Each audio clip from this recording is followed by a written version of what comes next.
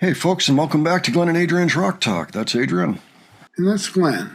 And today we're going to take a look at another Muse song. This is actually the second one that we've looked at that made it up onto the internet.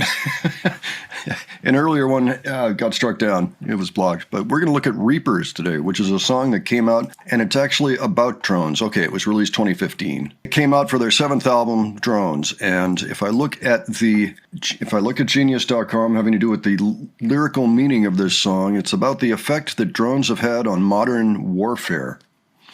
It addresses the power and simplicity of drones, along with the ease with which they can be used to take out a government's enemies. With particular focus how innocent people can get caught and killed in drone strikes. So, it should be a heavy song, according to this. I don't know much else about it. I'm still a little bit early in my Muse process. It's one of those bands we never really looked at until after we ran into the warning. And we liked the first song we looked at, which was Stockholm Syndrome. So we're going to look at this one today. Adrian, do you have any thoughts ahead before we start looking at this? I believe the last video we did, I believe I liked that one. So Yeah, they're an interesting band. We do hear some of the influence they had on the warning, particularly in their gear. That's right. Yeah, and that's very interesting to us, as a matter of fact. So, okay, so this particular performance happened in Cologne, Germany on June 30 of 2015. All right, so we're going to take a look at this, and then we are going to discuss it afterwards, see what we think. All right? All right.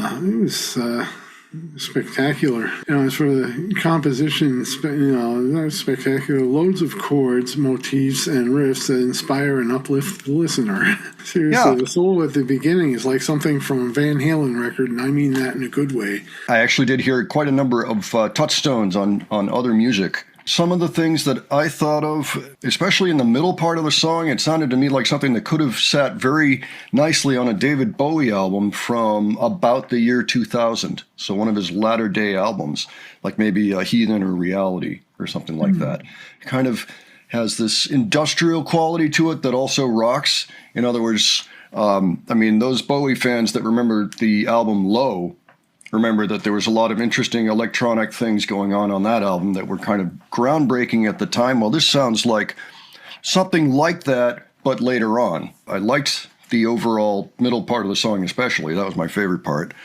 A lot of rock motifs in there. I saw he was fingerboarding and doing a good job, Some interesting stuff there. On a side note, couldn't help but see the lights on the bass guitar that are also an iconic thing that we see now with the Warning. However, he's got his lights right there on the fretboard, like on the board in between the D and the G string, towards the bottom.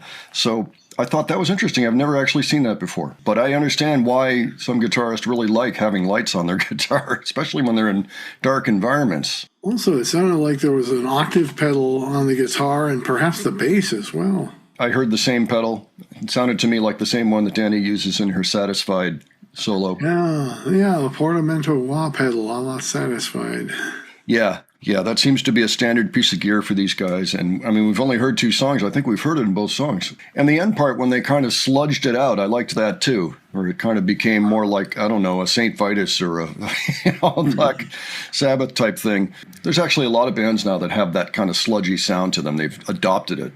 It does have kind of an industrial feel to me a little bit, too. Industrial elements. It's not an industrial song. They still might not be the band that I would turn to first, but in other words, it might not make my playlist just yet, but I do respect what they're doing, and I can hear why it was influential to other artists. A favorite of the Warning, and I can see why.